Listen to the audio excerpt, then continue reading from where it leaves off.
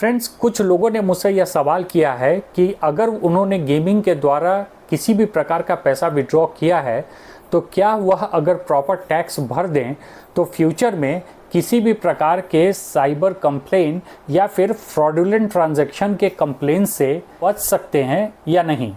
तो देखिए, इसका सीधा सा जवाब है कि नहीं। अगर आप टैक्स भरते भी हो तो भी आप किसी भी फ्रॉडुलेंट ट्रांजैक्शन से या फिर फ्रॉड ट्रांजैक्शन से नहीं बच सकते हो।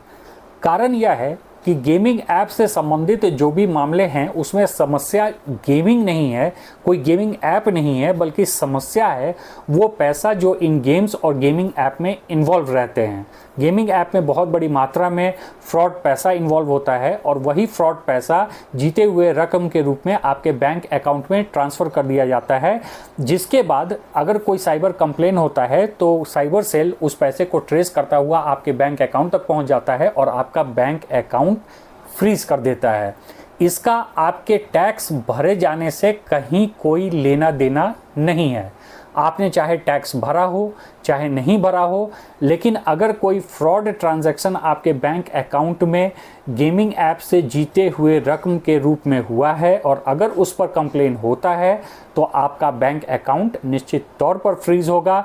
साइबर सेल उस पर एक्शन लेगा और ज़रूरत पड़ने पर वह पैसा या तो आपको वापस करना पड़ेगा या फिर प्रॉपर कानूनी लड़ाई लड़नी पड़ेगी। सिर्फ इसलिए कि आपने टैक्स भर दिया है, आपके बैंक अकाउंट में आया हुआ फ्रॉड मनी कहीं से भी लीगल साबित नहीं होता है। इसलिए कभी भी इस तरह की गलतफहमी में न रहें कि इनकम टैक्स भर के आप अपने बैंक अकाउंट में हुए किसी भी प्रकार के फ्रॉड ट्रांजैक्शन की जवाबदेही से बच सकते हैं। और बात सिर्फ गेमिंग ऐप की ही नहीं है। फ्रॉड मनी चाहे गेमिंग ऐप से आया हो आपके बैंक अकाउंट में, चाहे क्रिप्टो करेंसी से आया हो, चाहे आपने किसी फ्रॉड ऐप में पैसा इन्वेस्ट किया हो वहाँ से वो रिटर्न आया हो, या फिर किसी भी प्रकार के ऑनलाइन वर्क के कारण कोई फ्रॉड पैसा आपके बैंक अकाउंट में आ गया हो।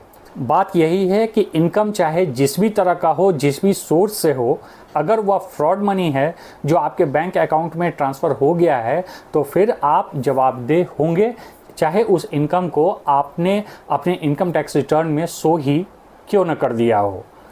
और बैंक अकाउंट फ्रीज होने पर जिस भी एजेंसी ने आपके बैंक अकाउंट को फ्रीज किया है उससे मिलकर मामले को सॉल्व करना ही सही रास्ता है। आशा करता हूँ यह इन्फॉर्मेशन आपको पसंद आया होगा और इन्फॉर्मेटिव लगा होगा। Thanks for watching.